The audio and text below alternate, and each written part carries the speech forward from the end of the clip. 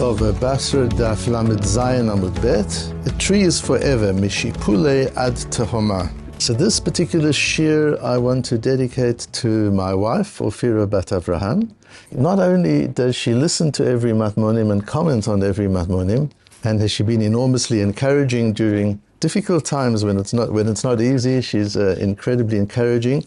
But she also has a special tefillah, she says, every night and early every morning, that I should have hatzlocha in the learning and should find something meaningful to share with you. So she certainly has a part in the Matmonim project, and she has had a significant career with the Keren Kayemet in the area of environmentalism and education of children as to the value of the environment, and particularly the importance of trees, which is the topic of today's Matmon. Amri Nahardoi said, the school of Nahardoi had a view, which, as we'll learn, is not an easy one. Hai man dezavin dikle lechavre. If a man sells a single palm tree, a date-producing palm tree, to his friend, kanile mשיפוליה ad תהומה. He not only acquires the tree, but he acquires the mining rights underground as deep as they go. If there's gold there or copper there or whatever, he has the rights to that. He has the rights to the earth all the way down. Says the Rashbam, Mשיפוליה ad תהומה means shulyav, the edge of the tree. מתרגמים משיפוליה, כלומר כל הקרקע בשולי האילן, דהיינו שפת הקרקע, the circumference of the tree immediately around the tree, ad tehom shel karka, until the very depths. No matter how deeply you go under that, all that land under the tree belongs to the person who bought the single palm tree. Shedekel yichidu, it's a single tree. Utznan dafilu bet ein lo karka. She'af al pi shedekel yichidu utznan dafilu bet ein lo karka. Even though we learn further on Daf Pei Aleph that if you buy two trees, you don't have the land. Hani mili svivot ha'ilan hu de'ein lo klum. Kamo sheyesh lo legimel beinehem v'chutza lahem. That's just to tell us that if you buy two trees, you don't have the ground in between the two trees as you would have if there were three. That's what that halacha means. But the land under the tree he does have. Now we'll see, there's a difficulty with this further on, but that's what the Rashbam is saying.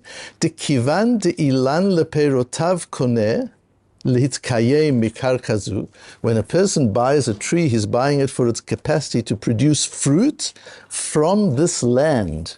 Because food is not just produced by a tree. The tree is the factory that converts light and the water and minerals that come from the land into fruit. But what you're really buying is the fruit that the land produces. Gamim yamut ha'ilan, and therefore if the tree dies eventually, yita acher bimkomo, he has the rights to plant another one in the same place. And also we learn that the owner of the field may not mine the earth out even 1,000 amot under the tree. It's a kilometer into the ground, and it means no matter how deeply you can't go. He's got all of the land under the tree belongs to the owner of the tree. Asks Tosfos v'kashya l'ri, that's very difficult. Debehedya ktani b'hamocheres hasfina. Ri, don't forget, is the Rashbam's nephew. We've clearly learned on Daf Pei Aleph, if you buy trees, de'imetu ein lo karka, that if the tree dies or the trees die, you don't have rights to the land to be able to plant another one there. What this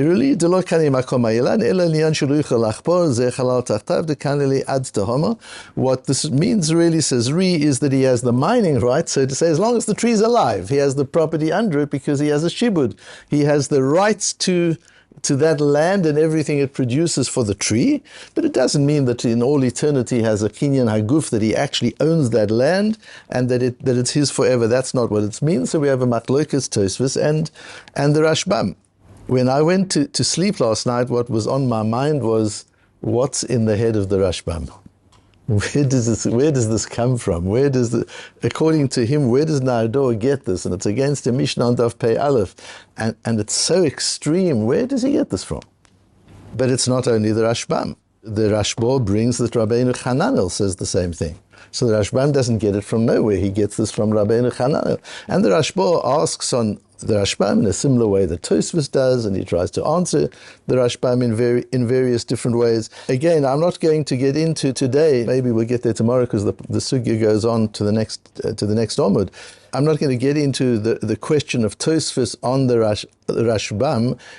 My point is really that it's clear from Tosfos that the Rashbam's view is like just, where does it come from? It's strange, and just to understand conceptually a little bit more of what the Rashbam holds. There is a very interesting, that the parish of Rashbam that we've got in our Gemaras on every page was first published and printed on the side of the Gemara 500 years ago, almost exactly.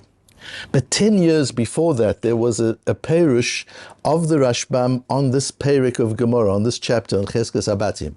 And it was reproduced by Mosad Rav Kook not long ago, and there are differences. And it was also written by the Rashbam or by a Talmud of his, and here and there are differences. And in the Perush, it's called Perush Rashbam HaKatzar, the shortened form of the Perush Rashbam, and on that he actually references the Mishnah there clearly, and he says, "Va'afilu yanan echad v'had itnan ein lo karka hainu beinehen v'chutz alein aval tachtav itle." Again, he emphasizes, I know the Mishnah on Pei Aleph, don't throw the Mishnah at me.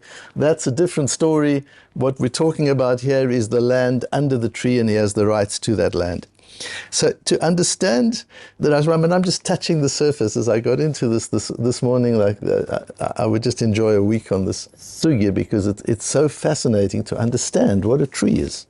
And if one understands what a tree is, perhaps we can get a little bit more context of the Rashbam. It doesn't answer all the questions, but a little bit more context. Firstly, we have a fascinating medrash in Parshas Kedoshim. Uvotid bakun.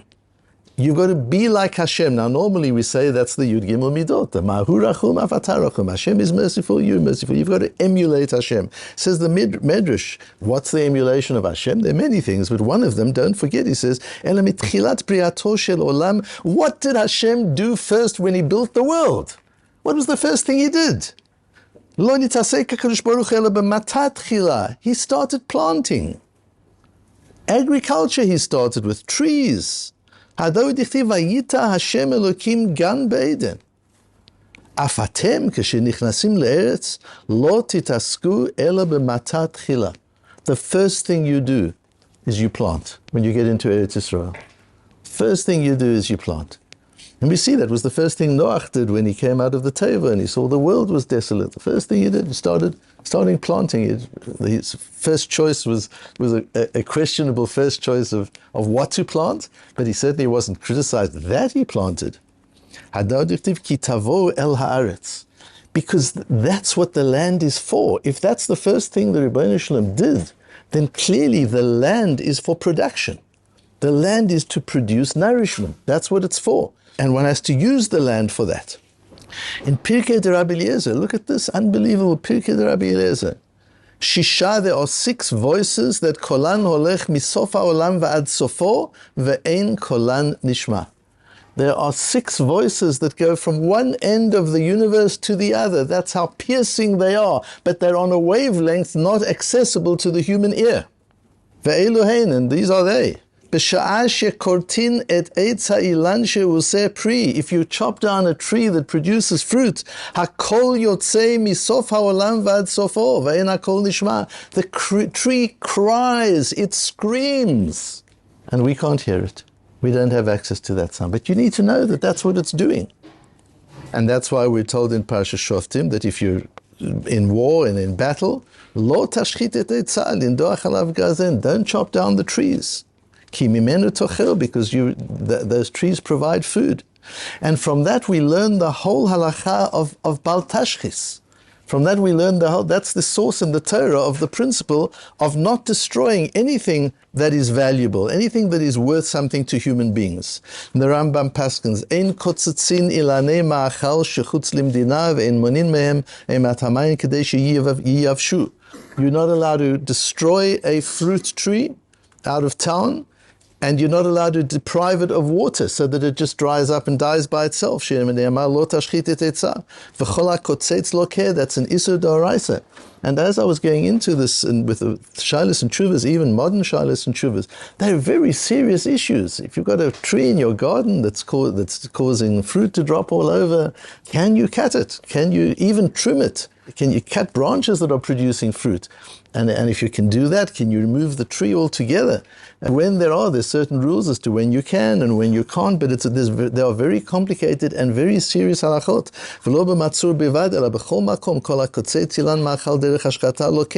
Any fruit tree that you chop down, not only in wartime, if it's damaging other trees, you can improve the general production by taking out the damaging tree. Or it's damaging another human being.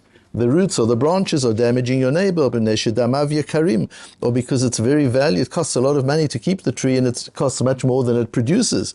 It's only if you're destroying value, productive value, that's what you're not allowed to do. And then that goes into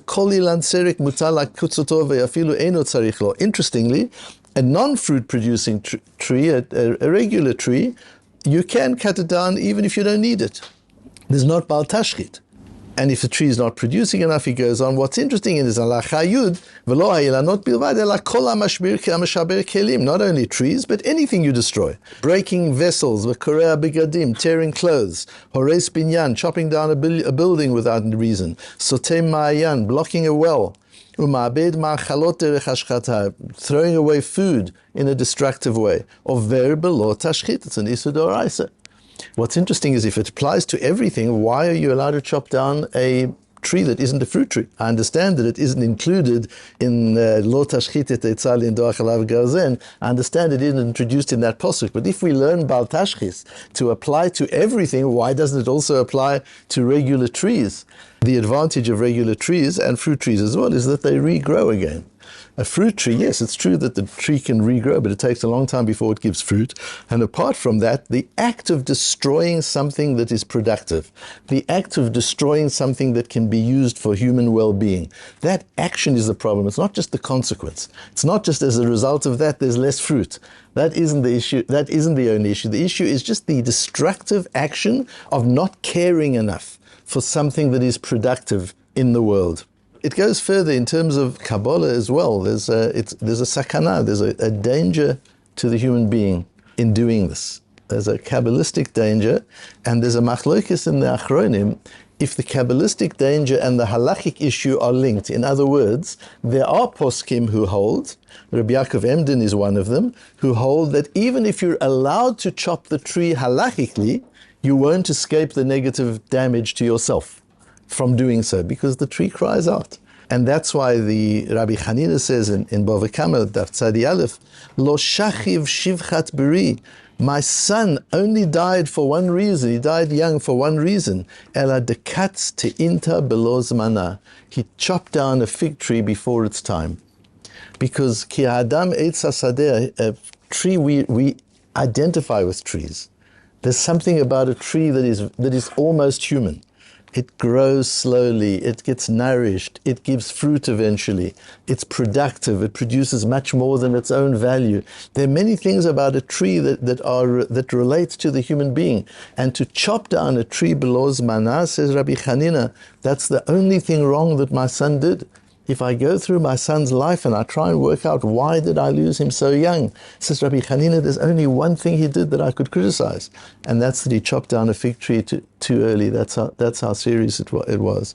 And it's possible that today, although in halacha there's no question that fruit trees and non-fruit bearing trees are treated completely different, but we need to bear in mind now that we have the knowledge of how important trees are for the environment, just for the well-being of people, not just for the well-being of nature. We don't believe in the environment as a thing in itself, as an object to be preserved. We believe in the environment because that enables and nourishes human well-being. And we know how important trees are to that. It's possible that we've got to take care of regular trees as well.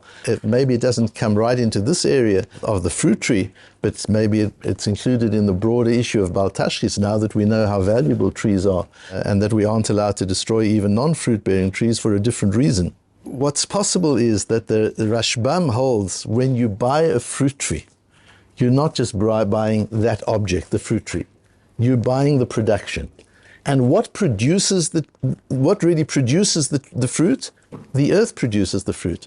And that's why, b'di'evid, if you say Borei Pri Ha'adama on fruit, it's a good bracha. We prefer to say Borei Pri Ha'etz to distinguish it from vegetables. But just as vegetables are produced by the earth, so if you say Borei Pri Ha'adama, you thank God for producing the fruit of the earth, because fruit actually comes from the earth. The tree is the vehicle of manufacture and the vehicle of delivery, but it's produced from the earth and from the sunlight that we are blessed with. So when a person buys, the Rashbam learns in Nahardor, we'll see that on the next page Rove disagrees with Nahardor, but the Rashbam learns in Nahardor because of the way Nahardor words his din. Man dezavin dikle lechavri kanile mishipule ad Tehoma. He's been koine, he has the rights to everything deep down.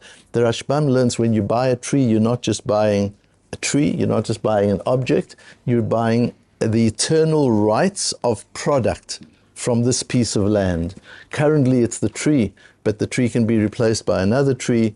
Whatever this piece of land, this little piece of land can produce is what this individual is buying, because that's what a tree is. A tree is a tool of production, a vehicle to convert land into nourishment.